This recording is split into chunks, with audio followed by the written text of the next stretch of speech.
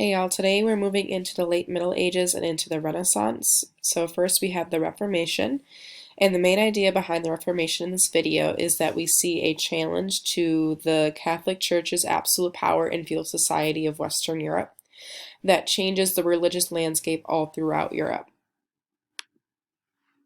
And so first, before we can fully understand the effects of the Reformation, we need to look at Catholicism prior to this movement.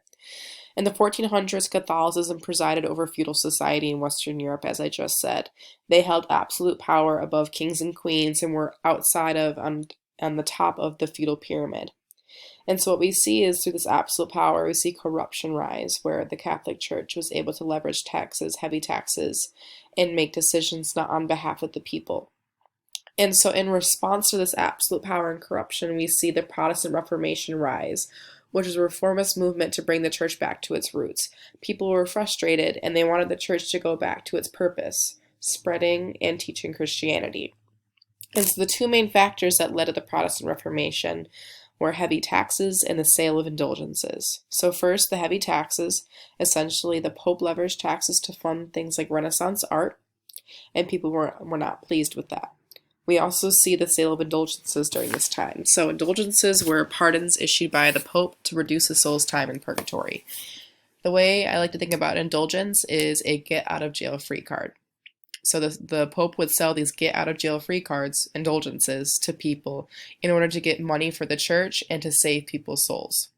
People obviously were not too happy with that. One of those people being Martin Luther. Martin Luther is one of the leading critics of the Catholic Church. In fact, he was so frustrated, he actually wrote the 95 Theses, which were essentially written criticisms of the church that he nailed to the church's door. And so this picture right here is of him nailing his 95 Theses to the door of the Catholic Church. And he did this because he believed that God's grace is won through faith alone and not good works, or through buying indulgences, or through taxes. And some of his notable achievements included translating the Bible into vernacular, or everyday language so everyone could read it, and he also influenced the beginning of Lutheranism that we'll talk about in a second. And so obviously, since the Catholic Church and the Pope held majority of the power in feudal society, the Pope was not too pleased with Martin Luther and his actions. And so what we see as a result is Pope Leo X excommunicated Luther from the church and therefore society. Excommunicate means to kick out of. And since again the Catholic Church held most of the power in society, Pope Leo X essentially kicked Martin Luther out of everyday life. And so we see the Holy Roman Emperor. So the Holy Roman Emperor was presiding over places in the brown and somewhat of the yellow. We see some shifting power there. And the Holy Roman Emperor followed suit behind the Pope and declared through the Edict of Worms that Luther was an outlaw and condemned him in writing.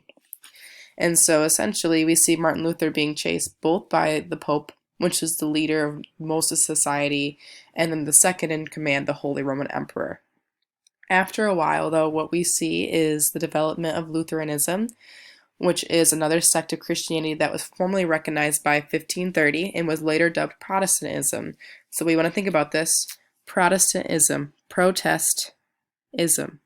So that's where the name comes from, and we still see a lot of Protestants today as a result. So looking at the spread of Protestantism, we have a few notable players in different sects that rise up out of this movement. First being John Calvin. And so John Calvin takes what Martin Luther was saying and he adds on. Influenced by the Renaissance humanist ideals that we'll talk about in the next lecture video, he preached about predestination, or that people's final destination were predetermined. He argued that since God knows everything, God knows where you're going to wind up at the end of your life, and therefore it does not matter what you do. However, but since people are sinful, you should try your best to lead as good of a life as you can, even though God already knows where you're going, it's predetermined. We also see the rise of John Knox, and he became a spokesperson for Protestantism in Scotland, which later laid the foundation for the Presbyterian Church that we again see today. We also see the rise of Anabaptist, which these people insisted baptism should not happen until adulthood because people were not able to make the choice as children, and this laid the foundation for the Baptist Church. We also see Protestantism spread in England, but under different factors. This is one of my favorite stories of the time. So we have Henry VIII. He became King of England in 1509, and he was critical of Luther's reforms. He was stayed loyal to the Pope. However, his first wife failed, and I obviously put that in quotes, to birth a son. She had a daughter, and he became concerned about who would become heir to his throne. And so, in order to solve this problem, obviously, he tried to seek an annulment, therefore, have a divorce or divorce his wife so he can find another wife and have a son, which makes a ton of sense. And so, we see Henry VIII go to the Pope to ask for an annulment, and the Pope denies him. And the Pope was trying to help create a solution that doesn't involve divorce.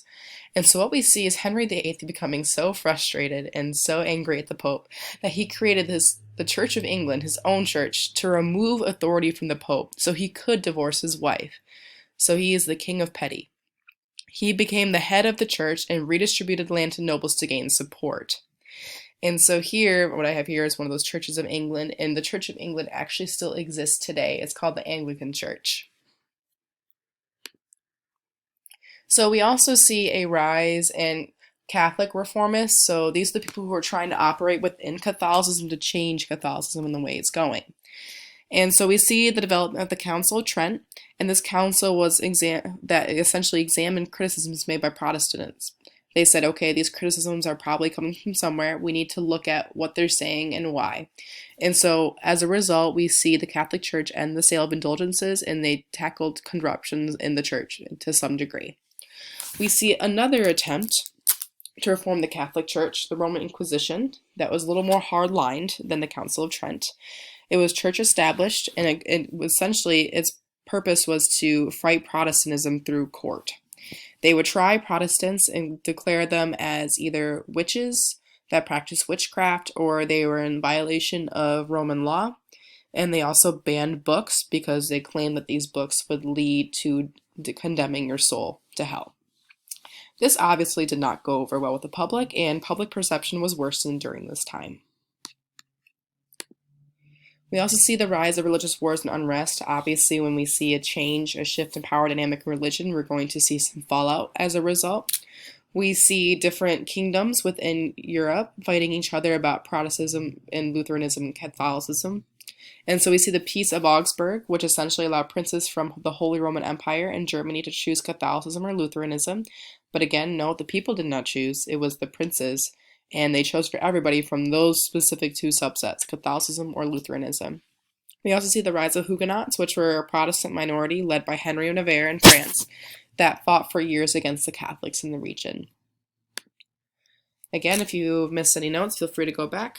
If you have any questions, you know my email.